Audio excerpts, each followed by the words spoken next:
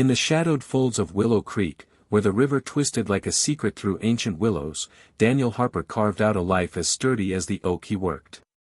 A carpenter at 42, his hands bore the scars of 1,000 cuts, each a story of tables, chairs, and cradles crafted for a town that cherished his quiet artistry. His workshop, a sagging barn behind a clapboard house, hummed with the scent of sawdust and turpentine. But Daniel's true masterpiece was his family, his wife, Eliza, and their daughters, Lily and Rose, aged 10 and 7, whose laughter lit the dimmest corners of his world. Willow Creek was a place of whispers and rhythms, where seasons painted the landscape with bold strokes, spring's wildflowers, summer's cicada hymns, autumn's fiery leaves, winter's hush of snow. Daniel's days followed this cadence. Mornings erupted with Lily's voice, sharp with facts about comets or fossils, her dark eyes blazing as she waved a library book. Rose, softer, trailed her, clutching sketches of dragons with glittering wings or fairies perched on mushrooms. Eliza, a librarian with a smile like dawn, would set out breakfast, her stories of quirky patrons weaving through the girls' chatter. Daniel drank it in, his calloused fingers wrapped around a chipped mug, his heart tethered to these moments. Evenings were sacred. In their dining room, around a table Daniel had carved from cherrywood, the family spilled their days. Lily described her latest science project, a wobbly volcano that erupted baking soda lava. Rose spun tales of her drawings, each creature with a name and a destiny. Eliza's voice, warm and steady, anchored them. Daniel listened, his laughter low, his pride a quiet fire. He'd always wanted this, a home alive with noise, a contrast to the silent house of his childhood, where his parents' love was real but muted. Daniel and Eliza had met at a Willow Creek harvest festival, her laughter catching him like a hook. They married young, built a life, and when Lily was born, Daniel felt his soul shift. Holding her, he vowed to be the father he'd never had, present, unwavering. Rose came 3 years later, her tiny fists claiming him just as fiercely. They were his, in every way that mattered. But secrets, like knots in wood, can hide beneath a smooth surface. One October afternoon, as amber leaves drifted past the workshop's cracked windows, Daniel was sorting through a dusty box of papers for an insurance claim. Among faded receipts and tax forms, he found a hospital record from Lily's broken arm 4 years prior, a fall from the old tire swing. Her blood type, B positive. Daniel's was O positive, Eliza's A negative. His mind snagged, clawing at half-remembered biology. O and A couldn't make B. Could they? His breath caught. He rummaged further, finding Rose's records from a checkup. B positive. The barn spun, tools blurring into shadows. Daniel sat, the papers creased in his fist, his heart hammering. The girls, his girls, might not be his by blood. The discovery was a blade, slicing through the life he'd built. That night, after tucking the girls in, Lily with her astronomy book, Rose with her stuffed dragon, Daniel faced Eliza in the flickering glow of their fireplace. The blood types, he said, voice taut, holding up the records. They don't match. Eliza's face shattered. She sank onto the couch, her hands trembling. Daniel, her voice broke, and the truth spilled out. 8 years ago, when their marriage had frayed, Daniel lost to late nights in the workshop, Eliza lonely in a house too quiet, she'd turned to someone else. A stranger, a drifter passing through Willow Creek, gone before she knew she was pregnant. She hadn't been sure, not until now. The girls weren't his. The words were a storm, tearing at Daniel's roots. Anger roared, but beneath it was a deeper wound, fear. Fear of losing Lily, who dreamed of Mars, and Rose, who saw magic in every shadow. He pictured their faces, the way Lily's brow furrowed when she puzzled over a question, the way Rose twirled when she laughed. Not his. The thought was a thief, threatening to steal his world. He could have left. The betrayal was raw, a splinter he couldn't pull. But as he stood, ready to storm out, a sound stopped him, a soft creak on the stairs. Rose, in her two big pajamas, clutched her dragon. "Daddy, the wind's scary." Daniel knelt, his anger dissolving as he carried her back to bed, her small body warm against his chest. He sang her a lullaby, one his mother once sang, and as her eyes closed, he knew he couldn't walk away.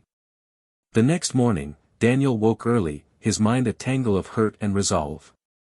He made pancakes, shaping them into stars for Rose, moons for Lily. Eliza watched, her eyes red, her silence heavy with guilt. Over coffee, they talked, voices low. She begged forgiveness, swearing the affair was a fleeting mistake. Daniel listened, but trust was a broken thing, its pieces sharp. Yet he didn't stay for her, not yet. He stayed for the girls, because love, not blood, had made them his. What followed wasn't simple. Daniel's heart waged a quiet war, grief for the truth, anger at Eliza, love for his daughters.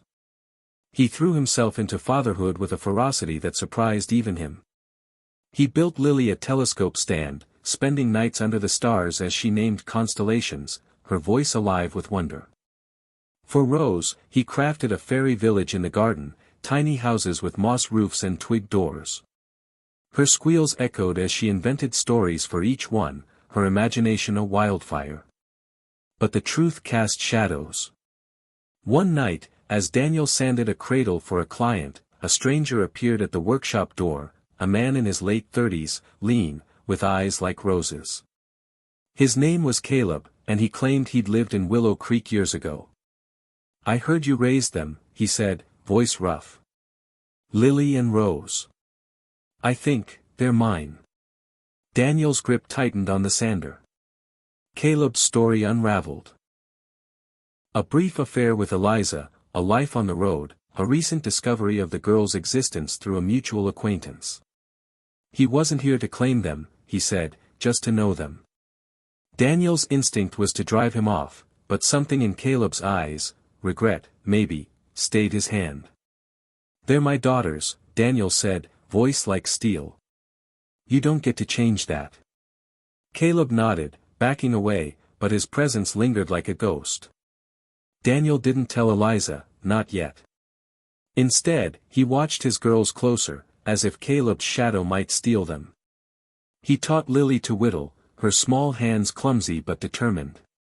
He read Rose's stories aloud, her words painting worlds he'd never imagined. Each moment was a brick, rebuilding the wall around his family. Eliza sensed the shift. Their marriage, already strained, teetered. They started therapy, a small office in town where a kind-eyed counselor helped them navigate the wreckage. Daniel spoke of his pain, Eliza of her shame. Slowly, they found a fragile path forward, not the same love, but a new one, scarred but honest. Daniel wasn't sure he'd ever fully forgive, but he loved Eliza enough to try, for the girls, for the life they'd built. Then came the letter. It arrived on a rainy spring day, addressed to Daniel in unfamiliar handwriting. Inside, Caleb wrote of his decision to stay away, to let the girls live their lives. But he'd left something, a locket for each girl, engraved with their initials. Daniel stared at the lockets, their silver glinting like a challenge. He didn't give them to the girls. Instead, he hid them in his workshop, unsure if he'd ever be ready to share that piece of their story. Life in Willow Creek pressed on. Daniel coached Lily's science club, cheering as her team won regionals.